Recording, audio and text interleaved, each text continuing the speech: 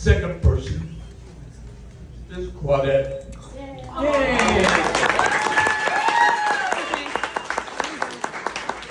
April, I got into a car crash. I had a stroke. I lost my license. Lost my car. And she drives me every place. I love you. I love you too. There's one more person that couldn't be here tonight because he's in heaven. That's Paul Musical. Yes. I love you, Paul. We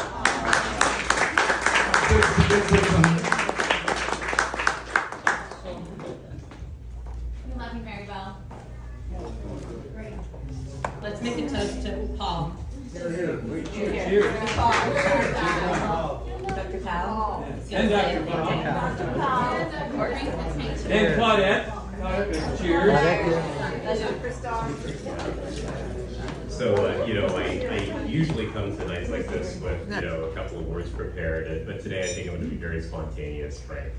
I'll tell you something. The first time I came to an event with you was 15 years ago. Just before my son was born, before my daughter was born. Wow. I was just a couple of years married. Now you can see my son sitting next to you there. He's 13. If you can believe that, the years have just flown by. I have to tell you, it's intimidating. You walk in a room like this, you're with the who's who of Orange County, all of your movers and shakers in this community, and have done so much, right, respectively. But what's amazing is that if I look across this room today, a lot of the faces are identical. I see Maribel here, Terry, Dr. Friedman. I could keep on naming everyone around the room here, Jimmy, etc. Ray. It's just wonderful to see this family emerge over the years. All of you, I think, have contributed to Frank's success. All of you have played a big instrumental part in why he's here today, beyond the chemotherapy, beyond the treatments and support that you've given him. Nobody deserves to go through what you've been through, Frank. Whether it was your initial diagnosis, the cancer coming back in your spine, the kidney failure, the cancer coming to your brain, et cetera, et cetera. Nobody deserves to go through that, indeed. But you've been a beacon of hope for so many. You've turned this into massive amounts of research funding for Let's Be Frank, which I think we're all incredibly grateful for. But above and beyond that, I think that you've been a beacon of hope and support for individual patients. I can't tell you how many times, right, I've gotten phone calls from friends of yours, family members of folks sitting here in this room, individuals themselves, right, who've been diagnosed with cancer. And they really live by your words of encouragement, Frank. They see what you've done, what you've been able to accomplish, and they look at your experience and they say, I can do this, right? I can do this. And I think that something happens over time, right? You reach a certain point in life and you think, well, why have I been so lucky? Well, in your case, Frank, I think it's really obvious. You really live to give life to others. You've given.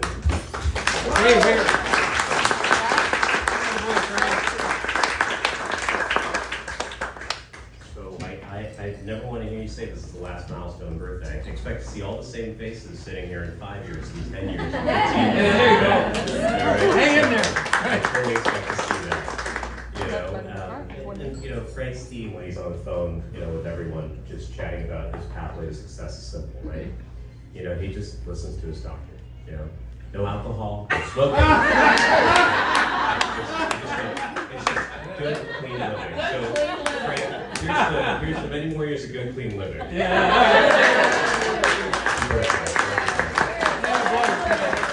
job. And now I'll turn it over to.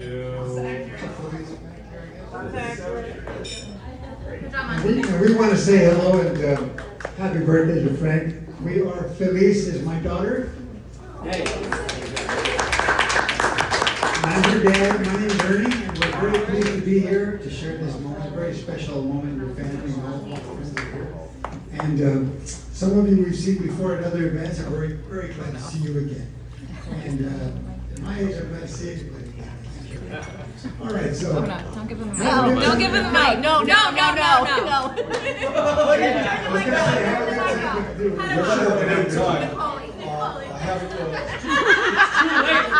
Mike showed up.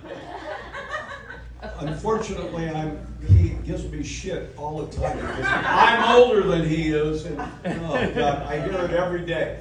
Frank and I went to military, I thought he was my longest time friend, but I'm sitting at a table that, he went to grammar school with, so they've known him longer than I have, but I've known him for almost 70 years. We went to military school together, and you know who the devil was. I mean, there's no question. I was like a saint. Yes, I was the devil, but he got me out of so much trouble in military school. It was unbelievable, because I don't know, what were you, a lieutenant or a captain? I was nothing. Because I was You were chasing when we went to women, Mike. military school. There was a girls' school next door to us. That's It the was- problem. I think he spent more time at the girls' school than he did our military school. But, I mean, we've gone through, I don't know, 70 years of great, great friendship. From owning different restaurants, I owned a restaurant, he owned restaurants. Mine all went belly up, his were successful. We had, what was that? Antonio and I, and we were a little worried about Frank, because we were thinking he was going on the other side, because he had little Richard, he was spending a lot of time. That disturbed me. And then somebody told me he was engaged, and I said, Frank, who have you seen lately? He said, well, I don't want to discuss it. He plays the piano when he's out of Vegas. So finally we talked him out of that relationship. But it was, I mean, it goes back so far, so many restaurants. When Ray was running the Ritz, I mean, to restaurant after parties. We would be in a bar or a restaurant, there'd be three beautiful women at the other end of the 5 minutes later, I don't know what the hell he does. He gets on his phone. They had a dozen roses. They were invited to his limo, and off we went. And I won't tell you the rest. We were probably in Vegas. But anyway, we were the best of friends. I mean, he's an ornery son of a bitch, I can tell you. But, I run a foundation, the Magic Mirror, where I allocate free surgery to children because I'm a plastic surgeon, so I allocated a lot of surgery to third world countries, but in this country to domestic violence and stuff, and he's helped me on fundraiser after fundraiser. I swear to God, I'll bet you he has raised close to $1 billion for Orange County.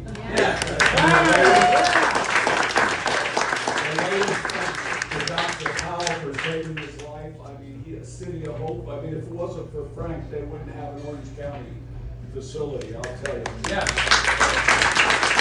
And every morning, 5 o'clock in the morning, I'll be in shock if I don't get I won't tell you what he says. But anyway, every morning I get a text because there's young kids in here, I'll tell you otherwise. But anyway, my closest friend, longest time friend, and a true humanitarian. I mean, I love you, Frank.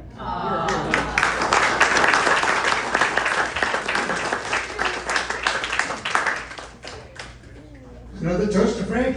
Okay. On the birthday, everybody raise your glass. Salute.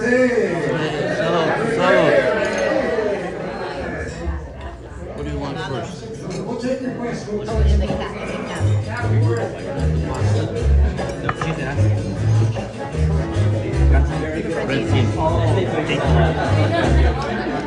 You guys outdid me, Dan.